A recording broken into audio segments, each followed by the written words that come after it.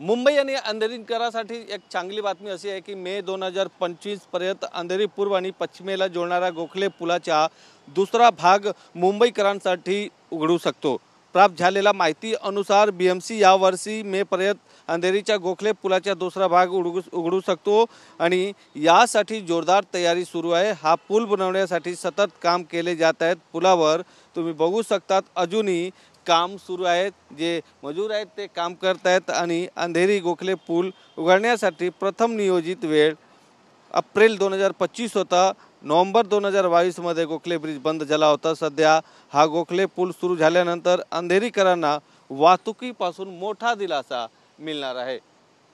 Cameraman Ajay मोहितेसह Govind Thakur, TV9 Mumbai.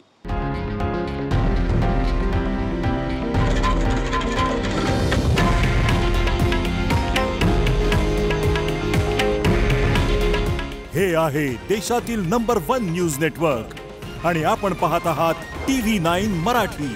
काळजी तुमची, हित महाराष्ट्राचं।